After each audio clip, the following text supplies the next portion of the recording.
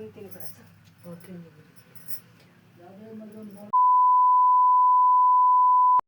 Guys welcome to my mini vlog सेगुरा गोर लागेछु।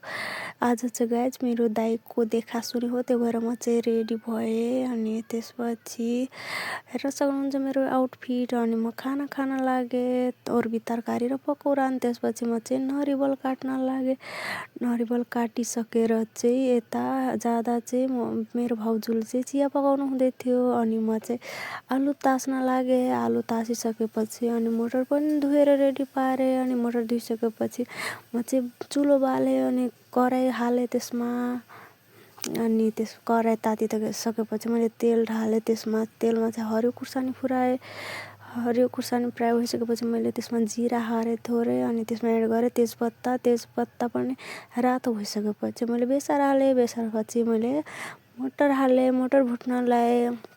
अनि मटर फ्राई भइसकेपछि निकालेँ। त्यसपछि फेरि कराई हालेँ, त्यसमा तताएँ तेल तातिसकेपछि मैले हरियो रातो दुइटै खुर्सानी फ्राई गरेँ। त्यसमा एड गरेँ तेजपत्ता अनि तेजपत्ता पनि फ्राई भइसकेपछि मैले जिरा हालेँ।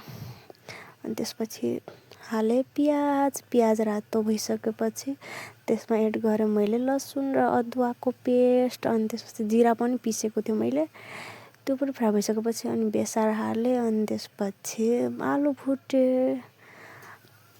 आलु पनि मजाले फ्राई भइसकेपछि अनि मैले एड गरेँ टमाटर अनि स्वाद अनुसारको नुन, मसला, खुर्सानी सब थोक जे आफूलाई एभाइलेबल छ, जे मनपर्छ त्यति। अनि त्यसपछि मैले झोल हालेँ।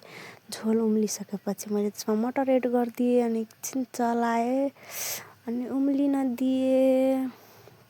फाइनली हाम्रो तरकारी पनि रेडी भइसक्यो गाइज। अनि त्यसपछि चिया खुवाएँ पाहुनालाई। अनि यहाँ दाइलाई चाहिँ ल्याइसकेको छ।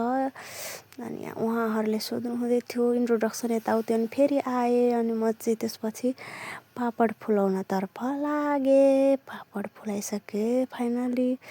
अनि यता चाहिँ भाउजूहरूले पकौडा बनाउन माचमुच पारिराख्नु भएको थियो। अनि म चाहिँ यता फ्राई गर्न लागेँ पकौडा पनि फ्राई भइसक्यो गाइज। अनि फाइनली रेडी भइसक्यो खानालाई। त्यसपछि पाहुनाहरूलाई खाना दिउँ। उहाँहरू खाएर पनि अब जानु हुँदैछ सबैजना। बाई बाई गर्दै थ्याङ्क्स फर वाचिङ।